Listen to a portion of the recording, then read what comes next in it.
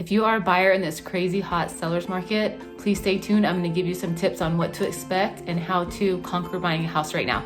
My name is Heidi Knowlton. I'm a local real estate expert, and I love to teach buyers and sellers about real estate, all things real estate, buying and selling, and everything in between. So if you are looking for that kind of information, please subscribe to my channel. That way you will get updated every week when I put out a new video. So if you ask a real estate agent, is now a good time to buy or is now a good time to sell? They're probably going to tell you yes, because they want to earn your business. So I'm just going to tell you the facts. Some of it is great, some of it's not so great. When buying in this market, it's really important that you are informed and that you know everything about buying a house.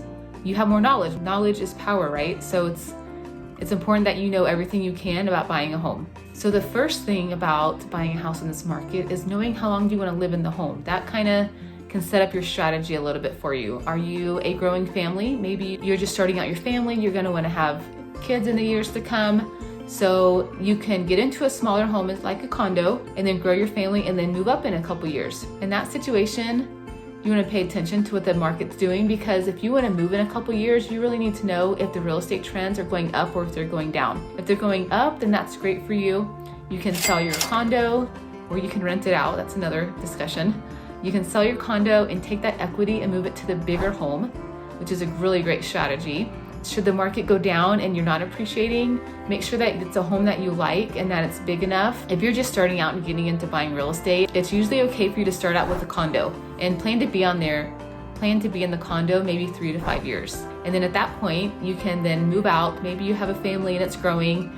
You move into something larger at that point. So with your condo, you could either rent it out and keep it, which is a really great strategy, which if you want to know about that, please comment below or please get a hold of me. We can discuss that strategy. Or you can sell it and take your equity to buy a larger home, which is also a really great strategy to do. So of course, that's assuming the market keeps going up like it's projected to. If the market is projected to go down, make sure that you're in a home where if you need to stay another couple years while the market recovers, let's say it went down maybe 5% or so, make sure you're in a home where you can stay there a little bit longer while appreciation happens, while you gain some more equity until you're ready to move on to the next house. If you're looking to buy a home and this is your forever home, then really the market doesn't matter, because if you're going to be in a home 5 years, 10 years, 20 years, 30 years, you're going to have ups and downs that naturally happen with real estate. But if you're in it for the long run, your house value is going to double about every 15 years. And that is the historical data based on decades and decades of watching the market. About every 15 to 20 years, your house value will double. So if you buy something now, it's $300,000. In about 15 years, it's going to be worth $600,000. So that's one thing to consider, and one thing to think about when you're buying a home is, what is your goal? How long do you plan on being in the home? And then you can kind of navigate whether or not you need to know if the market's doing good or doing bad, or if the market doesn't really matter because you're in it for the long run. Another thing to have ready when you're going to buy a home is to have your finances in order. This is really important, especially in this competitive market. It's really important that you have money set aside for this. First, you're going to need money for closing costs, and then you're also going to need your down payment. Those are two separate things.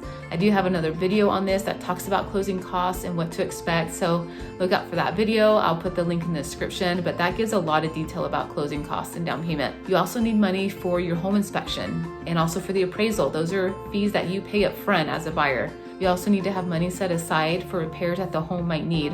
Right now in this seller's market, sellers are more reluctant to do repairs on the house because they know they can go find a buyer that's willing to do all the repairs themselves. It's also good to have some reserves for appraisal issues, or if you want to be more aggressive with the offer, maybe you want to put down a higher earnest money deposit. Instead of 1%, maybe you want to do 3 or 4%. That really makes your offer stand out a little bit more. And also, if you want to pay above the appraised value, which is very popular right now, most offers are going above the appraised value. I've seen it go $20,000, $30,000, even more than that. So if you are writing an offer on a house that's $500,000 and it appraises at $500,000, but you offered, let's say, $510,000, you can make your offer state that you will pay that extra $10,000 at closing, because the lender, your bank, will only lend up to the $500,000, what it's appraised at.